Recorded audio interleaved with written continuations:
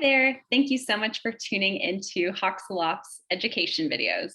My name is Maggie, and I'm one of the educators here at Hoxaloft.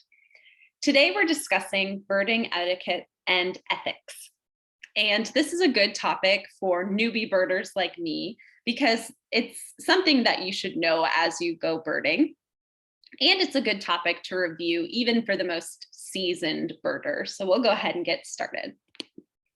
So first, I want to explain what I mean by birding ethics versus birding etiquette. So birding ethics is our responsibility to care for and to show respect for our natural world while birding. And this extends not only to the birds themselves, but their habitat and their behaviors. Versus birding etiquette, which is conduct that ensures all of the people around you are having the best time that they can. And that includes the humans around you and the birds that you are viewing around you. So in this picture on the left, you can see that I'm practicing, that's me, practicing good birding ethics. Tom and I found a bunch of red-tailed hawk feathers while in the field, and my birding ethics told me that I should leave them there because those feathers are protected by the Migratory Bird Treaty Act. And so that was me practicing good birding ethics. Versus the picture on the right, those folks are practicing good birding etiquette.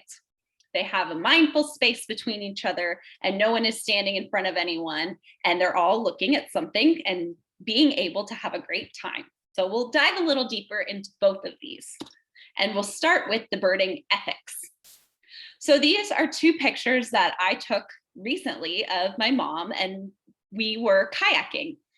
And as we were kayaking, we came across great blue heron nests, which was really exciting because I went from seeing no great blue heron nests to now I've seen two different colonies of them, which was really cool.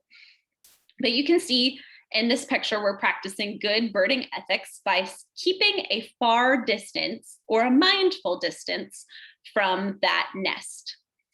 The water was right up to the nest, so if we really wanted to, we could have paddled right underneath it, but we practiced our good birding ethics and stayed back a good amount. So that's the first point of birding ethics, is respecting the birds in their space. And also the second point is to reduce your disturbance of the birds. That can be done by wearing neutral colored clothing and just being really mindful that if you're flushing a bird out of where they are, you're probably disturbing them, right? Two other really good things that you can do to practice birding ethics is being very aware of using recorded calls to call birds in. This is a really helpful tool in a lot of different situations, and we actually use calling to do our owl surveys in the Valles Caldera. But we are mindful of what birds we're calling in, and if a bird is in our area, we always do stop calling for them because they're already there, right? And like I said, just limiting overplaying calls is really good. The second thing that you can do is being really mindful of sharing locations of interesting birds or endangered species birds, or really cool things that you think a lot of people would want to go see. That really ties into not being a disturbance for the birds, because the birding community gets really excited to see really awesome things like raptor nests or endangered species that are in our area. But it's important to put the birds' needs first. And that's something that comes up a lot during our raptor nest monitoring surveys, is you never want to post the exact location of a nest, particularly a very interesting nest like a great horned owl's, because they'll just get too much foot traffic if you do that. So that's a really good way to practice good birding ethics, is by being mindful of what you share on social media or on posts about where things are. So that's our birding ethics.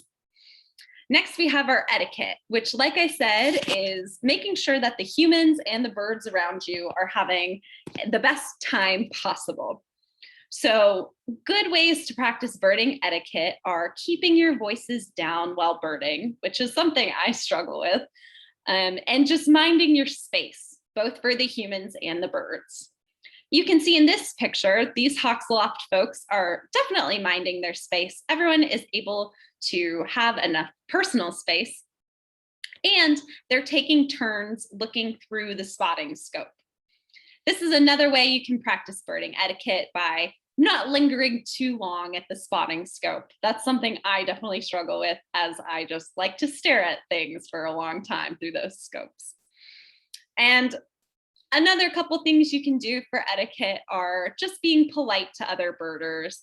And I came across a website that just said, don't be a jerk while birding, which carries over into life, right? And one thing too, for our really seasoned, experienced birders, is bringing that patience to a group while birding.